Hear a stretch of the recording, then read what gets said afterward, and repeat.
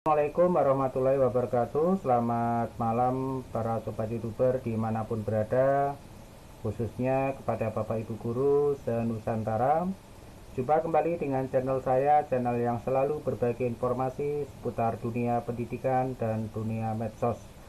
Baik sobat, pada edisi kali ini saya akan berbagi informasi tentang strategi mengajar efektif, yaitu mengatasi siswa yang tidak fokus di kelas. Nah, ini adalah permasalahan-permasalahan yang muncul dari seorang guru atau pengajar ketika dia mengajar di kelas ya. Yang mana pada video sebelumnya saya pernah memberikan informasi tentang bagaimana cara pengelolaan kelas atau mengajar ketika siswa tidak ketika siswa bermain sendiri. Nah, ini sudah saya sampaikan pada video sebelumnya.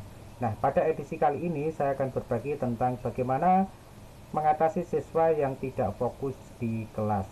Oke, sebelum saya lanjut tentunya kita dengarkan intro yang satu ini.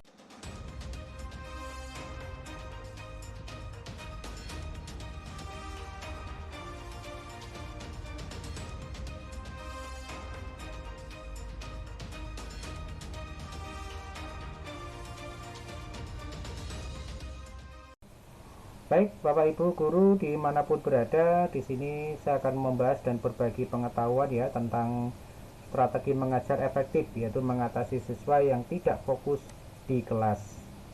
Nah, mengapa siswa menjadi tidak fokus di kelas?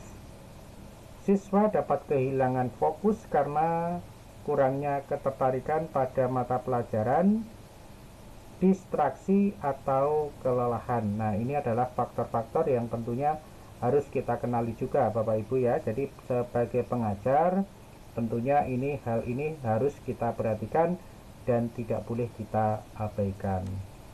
Baik, kita akan masuk ke slide yang pertama. Nah, di sini tentunya ada sebuah pertanyaan, mengapa siswa tidak fokus? Nah, di sini ada 3 hal pokok Bapak Ibu atau 3 ciri yang bisa Bapak Ibu kenali ya. Yang pertama di sini adalah kurang minat. Siswa mungkin tidak fokus karena kurang minat pada materi pelajaran.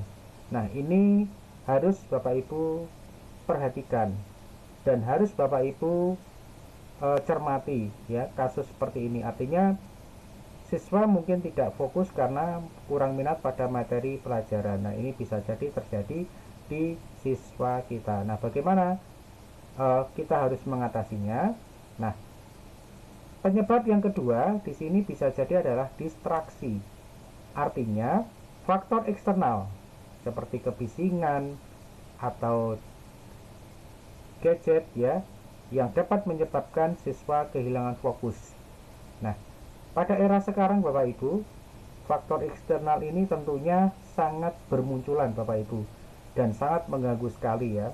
Jadi seperti HP, seperti tablet ya. Di sana menjadikan anak kehilangan dengan fokus ya, kehilangan dengan materi yang disampaikan oleh Bapak Ibu guru karena dia terlena dengan permainan, yaitu bermain dengan HP. Nah, ini adalah faktor yang kedua Bapak Ibu yang harus kita kenali. Kemudian yang ketiga adalah kelelahan. Menghadapi kelelahan fisik atau mental dapat mengurangi fokus siswa. Nah, ini juga harus kita perhatikan Bapak Ibu karena ketika kita mengajar waktunya di siang hari atau mungkin di jam-jam terakhir Bapak Ibu, di sana akan mempengaruhi pada fisik dari siswa tersebut. Mungkin karena sudah lelah, ya, karena sudah capek, sehingga menjadikan siswa tersebut tidak lagi fokus kepada materi kita. Nah, ini ada 3 hal yang perlu kita kenali Bapak Ibu atau penyebab yang menjadikan siswa itu tidak fokus. Kenali dulu hal ini Bapak Ibu. Selanjutnya nanti Bapak Ibu bisa melakukan tindakan-tindakan yang harus Bapak Ibu lakukan. Oke, sebelum saya lanjut tentunya buat yang baru saja bergabung di channel ini atau menemukan channel saya, jangan lupa ya klik subscribe, kemudian bunyikan notifikasinya agar tidak ketinggalan dengan video-video terbaru dari saya. Oke, kita lanjut pada slide berikutnya. Yang kedua atau yang ketiga di sini adalah karakteristik siswa yang tidak fokus. Nah, ini juga harus kita kenali. Yang pertama adalah tingkat ketertarikan. Jadi kita harus memahami tingkat minat dan keinginan belajar siswa. Nah, ini harus kita pelajari Bapak Ibu. Jadi kita harus memahami karakteristik siswa yang tidak fokus itu yang seperti apa. Ya, dari segi ketertarikan. Jadi kita harus memunculkan minat pada siswa agar suka dengan materi dan pelajaran kita. Ini hal yang harus kita perhatikan yang pertama. Kemudian yang kedua adalah dampak distraksi. Yang mana di sini mengetahui bagaimana distraksi mempengaruhi konsentrasi mereka. Nah, artinya apa? Kita harus mencermati, kita harus memperhatikan dengan adanya HP, dengan adanya tablet atau gadget ya, itu mempengaruhi dari konsentrasi mereka karena dia terlena dengan permainan-permainan yang ada di dalam HP ataupun tablet. Nah, ini kita harus ketahui seberapa dampak yang diakibatkan oleh gadget ataupun HP ataupun tablet tadi. Ya. Kemudian yang ketiga adalah faktor kelelahan tadi ya, yang mana di sini mengidentifikasi dampak kelelahan terhadap fokus siswa. Jadi kalau misalkan ada di jam-jam terakhir Bapak Ibu menyampaikan materi, hal ini harus diperhatikan juga Bapak Ibu. Harus kita lakukan metode pembelajaran yang tidak menyebabkan siswa tidak fokus karena mungkin efek dari lelah ataupun capek karena waktunya sudah siang. Nah, seperti itu. Jadi kita harus bisa mencermati hal-hal seperti ini Bapak Ibu sehingga siswa kita itu fokus terhadap apa yang kita sampaikan atau materi yang kita berikan.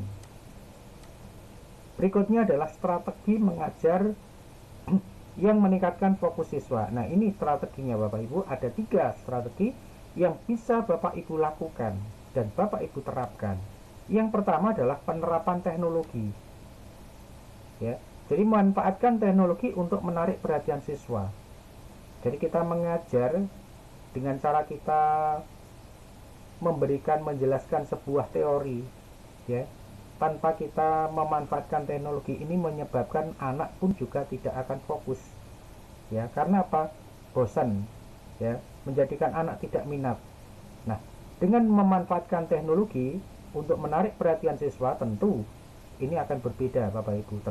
Misalkan Bapak Ibu mempresentasikan teorinya atau materinya dengan menggunakan PowerPoint. Nah, ini tentunya juga akan menarik Bapak Ibu. Siswa akan memperhatikan teknologi yang Bapak Ibu berikan. Ataupun juga bisa menggunakan media yang lain Bapak Ibu. Intinya manfaatkan teknologi untuk menarik perhatian siswa. Kemudian yang kedua adalah variasi metode pengajaran.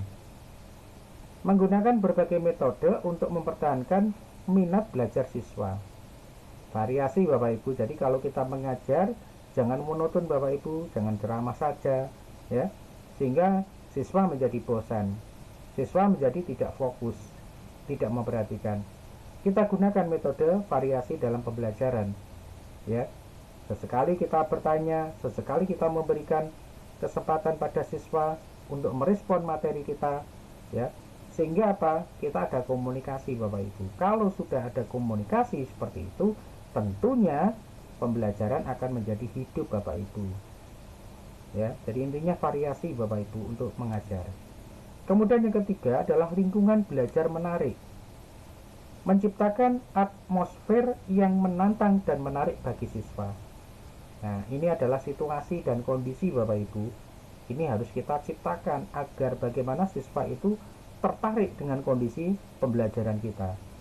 Nah, 3 hal inilah Bapak Ibu yang merupakan strategi dalam meningkatkan fokus siswa. Kalau 3 ini bisa Bapak Ibu lakukan, tentu ini akan menarik siswa atau mengubah siswa untuk fokus kepada apa yang kita berikan atau kita ajarkan Bapak Ibu.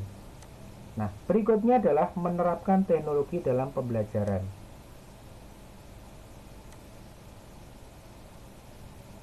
Menerapkan teknologi dalam pembelajaran di sini maksudnya apa? Yang pertama adalah pembelajaran digital, yaitu menerapkan plafon digital untuk keterlibatan dan interaktif sesuai dengan kebiasaan siswa. Ya, jadi kembali lagi, digital Bapak Ibu, teknologi Bapak Ibu, ini harus kita tonjolkan, harus kita munculkan. Agar apa? Agar siswa tidak lagi bosan, apalagi tidak minat dengan materi yang kita berikan. Nah, munculkan ini adalah pembelajaran digital. Ya, karena untuk saat ini, digital ini merupakan suatu tantangan dan ilmu yang harus kita kedepankan. Kemudian yang kedua adalah aplikasi pendidikan. Manfaatkan aplikasi edukasi yang menarik dan relevan untuk menambah siswa belajar. Untuk saat ini Bapak Ibu, banyak sekali aplikasi pendidikan yang ditawarkan di sebuah website, di sebuah Play Store ya, di sebuah HP. Nah, manfaatkan hal tersebut. Tujuannya apa? Agar siswa tidak bosan dengan apa yang kita berikan secara teoritis Bapak Ibu. Dengan memberikan tadi digital, kemudian kita memberikan sebuah aplikasi, tentu di sini akan menarik sebuah minat dari siswa untuk akan lebih fokus kepada materi yang kita berikan. Kemudian yang ketiga adalah papan tulis interaktif Bapak Ibu, yaitu menggunakan papan tulis yang interaktif untuk melibatkan siswa secara langsung. Jadi sekali lagi Bapak Ibu, kalau kita mengajar, jangan hanya berceramah, jangan hanya searah Bapak Ibu, namun kita libatkan siswa untuk bisa interaktif Bapak Ibu, saling merespon dari apa yang kita berikan. Papan tulis interaktif ini adalah salah satu contoh untuk membangkitkan daripada minat siswa Bapak Ibu ya. Jadi kita melibatkan siswa di dalam pembelajaran ya. Misalkan kita memberikan sebuah pertanyaan ya, kalau misalkan matematika ya, kemudian harus dijawab ya di depan di papan tulis ya, maka di sana ini adalah menghidupkan sebuah pembelajaran agar siswa tetap fokus dengan apa yang kita berikan. Nah, ini adalah tentang menerapkan teknologi dalam pembelajaran. Kemudian berikutnya adalah menciptakan lingkungan belajar yang menarik. Nah, apa yang harus kita ciptakan? Apa yang harus kita lakukan di dalam hal menciptakan lingkungan belajar yang menarik? Yang pertama adalah desain kreatif, yaitu menciptakan ruang kelas yang menarik dan inspiratif dengan desain yang kreatif. Nah, Bapak Ibu, di sini tentu harus memperhatikan kelas Bapak Ibu. Jadi kita mengajar dengan kondisi kelas yang tidak menarik, dengan kondisi kelas yang tidak terdesain dengan baik ya, ini juga akan mengganggu suasana dalam pembelajaran. Kalau dalam suatu kelas ini terjadi desain yang menarik, kemudian inspiratif, tentu akan membangkitkan siswa di dalam fokus terhadap materi dan pembelajaran kita. Kemudian yang kedua adalah sarana pembelajaran interaktif, yaitu memastikan adanya perangkat dan sarana pembelajaran yang interaktif ya, seperti penyampaian materi dengan PowerPoint dibantu dengan LCD ya, proyektor. Nah, ini tentunya adalah pembelajaran interaktif. Kita memanfaatkan adanya perangkat ataupun sarana pembelajaran ya. Intinya Bapak Ibu harus bisa menciptakan bagaimana anak itu tidak bosan dan tidak menjadikan tidak minat dengan materi kita. Dengan cara apa? Kita harus betul-betul memberikan pembelajaran yang serba interaktif Bapak Ibu. Kemudian yang ketiga, warna dan pencahayaan, yaitu menggunakan warna dan pencahayaan yang tepat untuk menciptakan atmosfer yang menarik. Maksudnya apa Bapak Ibu? Di sini tentunya kita harus membangkitkan siswa ya dengan adanya warna dan pencahayaan ya, sehingga menciptakan suatu suasana yang menarik pada pembelajaran atau materi Bapak Ibu. Nah, ini tentunya tiga hal ini pun juga harus kita wujudkan, harus kita ciptakan ya, sehingga lingkungan belajar yang menarik ini akan membangkitkan siswa untuk tertarik kepada materi yang kita berikan. Kemudian berikutnya adalah melibatkan siswa dalam pembelajaran aktif. Nah, ini yang pertama, ini adalah keterlibatan langsung, yaitu mengajak siswa untuk aktif berpartisipasi dalam proses pembelajaran. Kemudian yang kedua, proyek kolaboratif, yaitu memberikan kesempatan pada siswa untuk bekerja sama dalam proyek-proyek kolaboratif. Kemudian yang ketiga adalah pertanyaan terbuka, yaitu mendorong siswa untuk berpikir kritis melalui pertanyaan terbuka. Nah, ini juga harus Bapak Ibu lakukan dalam melibatkan siswa dalam pembelajaran aktif. Sehingga apa? Siswa ini akan fokus terhadap apa yang kita sajikan atau yang kita sampaikan dalam materi Bapak Ibu. Nah, kemudian berikutnya yang terakhir adalah evaluasi dan tindak lanjut terhadap siswa yang tidak fokus. Jadi setelah kita tadi sudah menganalisis, kita sudah mencari penyebabnya, ya, maka kita harus memberikan satu solusi. Nah, dari solusi tadi setelah kita terapkan, maka kita perlu melakukan sebuah evaluasi dan tindak lanjut terhadap siswa yang tidak fokus. Apa itu? Yang pertama itu adalah analisis individual. Yang mana di sini adalah melakukan analisis individu terhadap penyebab ketidakfokusan siswa.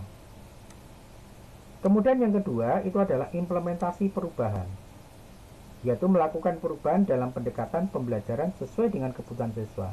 Nah, kalau kita sudah tahu penyebabnya, maka kita harus bisa menciptakan sebuah solusi. Dari solusi tadi, setelah kita aplikasikan, maka kita harus bisa berorientasi pada implementasi perubahan.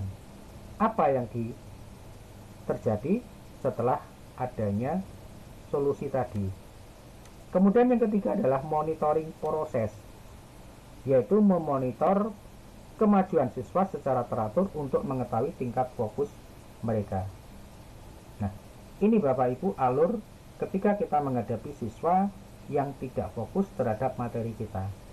Jadi meliputi analisis, kemudian implementasi untuk melakukan perubahan, kemudian yang ketiga adalah monitor proses. Sehingga kita bisa mengawal pada siswa tersebut untuk menjadi yang terbaik dan menjadi sesuai dengan kebutuhan mereka. Nah, ini Bapak Ibu, yaitu terkait dengan bagaimana cara seorang pengajar atau pendidik di dalam menghadapi sebuah kasus yang mana siswa tidak fokus terhadap materi kita.